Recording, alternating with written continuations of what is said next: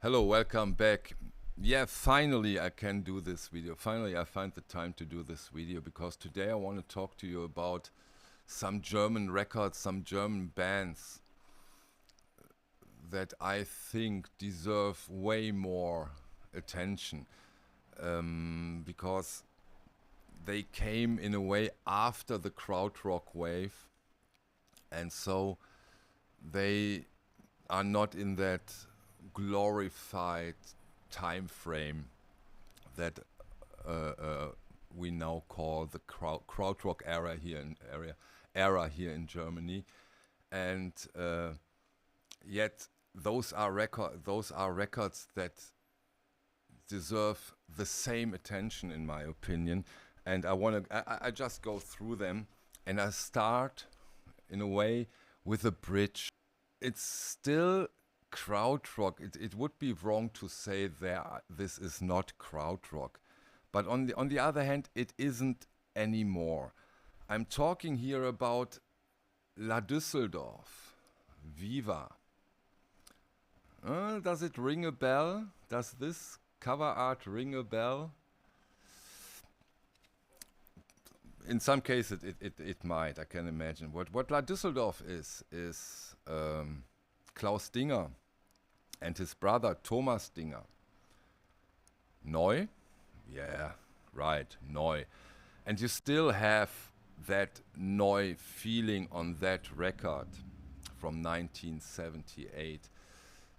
And you still have, of course, that krautrock feeling that Neu delivered and is still a little bit alive here. But also very different because La Düsseldorf was way more positive. You know, the upcoming 80s, the 80s here, at least here in Germany, were dark, but still very, very positive. And here on that album, on Viva from La Düsseldorf, this spirit is immense, in a wonderful way kept. We have amazing songs on side 2. Is a 22-minute song which is breathtaking, and Viva, Rheinita, Geld, and on the second side it's Cha Cha Cha 2000. Those are fantastic songs and still extremely rhythm driven, of course, due to the fact that we still have Dinger on the drums.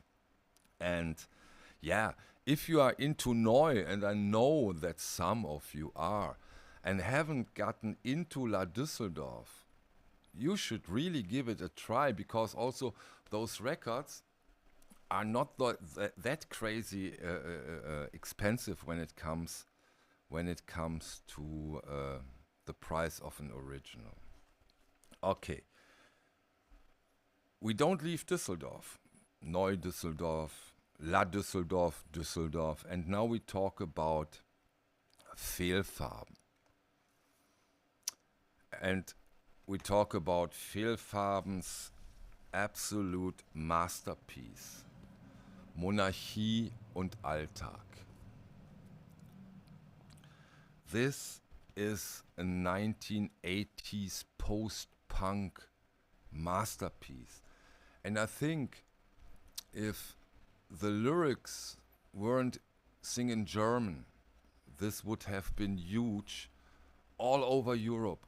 I'm sure it was even huge all over Europe. But if they would sing English, I think it would be a classic until today. We have fantastic songs here. My favorite song is Paul ist tot, Paul is dead, or Militürk. Das war vor Jahren unbelievable, impressive post-punk from Düsseldorf. If you don't know that and you like new wave, post-punk, the early stages of Neue Deutsche Welle, give it a chance. I think it was a long time in the German charts, and even in the scene it was famous all over Europe, and that whole thing came to be in an amazing club. I already talked about that club here on my channel. it was the Ratinger Hof, and yeah, that were impressive and unbelievable times. The next one is Extra Breit. Extra Breit is not far here from Düsseldorf. It's in Hagen, which is I would say, a 40-50 minute drive. Welch ein Land, was für Männer. What a country, what kind of man. Here you see that in a very fancy, funny 3D picture. The original came with those, green and red 3D glasses. We all do remember those probably. And yeah, the music is not as funny as the cover art promised. The main titles here are Polizisten, policemen. Der Präsident ist tot. Der Präsident ist tot. An absolute post-punk hymn, in my opinion. What a song, and great times. And the main problem in a way when it comes to Extra Breit, they got too much into the funny part of Neue Deutsche Welle. But this album, Welch ein Land, was für Männer, is a dark rock post-punk masterpiece. I can imagine that this songs and this album is not that prominent prominent in other countries. So this is really an interesting recommendation for those of you who like this kind of music and are not familiar with Extra Breit, Kai Hawaii, Stefan Weltkrieg, which translate to Stefan World War. So you see the humor, dark, strange humor. Public Uli, Hunter, and Rolf Möller. Long time ago. The inner sleeve, of course, I have to show you the inner sleeve. Here you see that. Highly recommended. Next one is Deutsch-amerikanische Freundschaft, Gold und Liebe. If you don't know Deutsch-amerikanische Freundschaft, I think a lot of you do know the producer. The producer is Conny Plank. Yeah, and Conny Plank you get. They minimized the band to 2 people. And this minimalization of 2 people gives the music an extremely strong punch of electronic music, body, sexuality, discipline.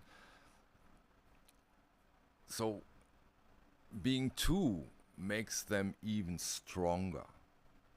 It's so rhythmic, it was so different, it was so engaging at the time. My favorite titles on that album are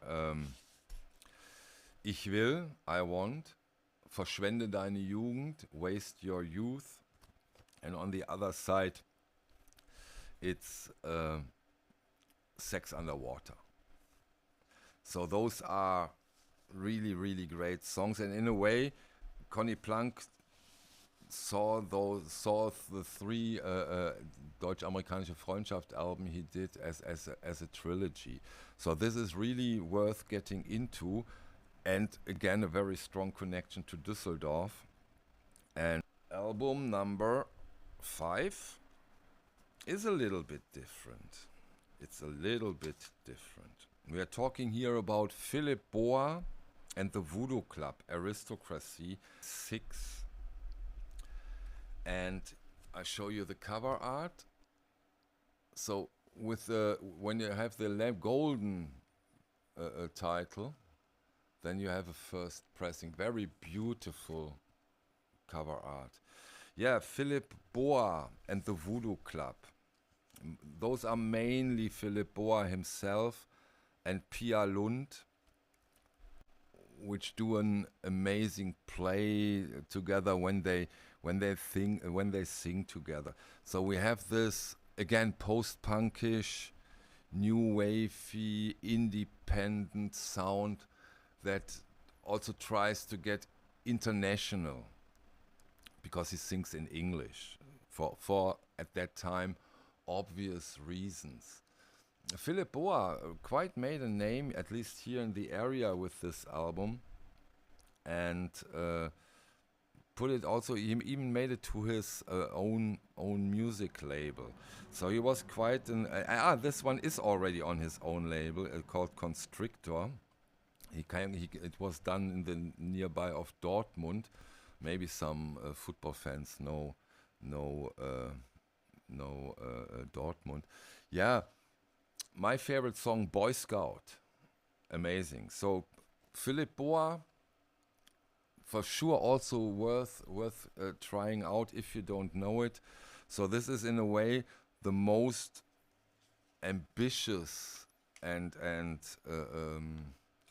album that was meant to reach the international market, and in a way he did that. He never got big or huge, but Philip Boa and the Voodoo Club made his way. They put out quite some albums, and I always liked him. I think he was always. I think those were very interesting artists and a very interesting band. Yeah, so I hope I could make you a little bit interested in these albums. If you don't know them, try them out. Yeah, and give me some responses if you did, if you liked it, if you enjoyed it. Okay, that's it for today. Thank you so much for your time, and see you on the next one. Bye.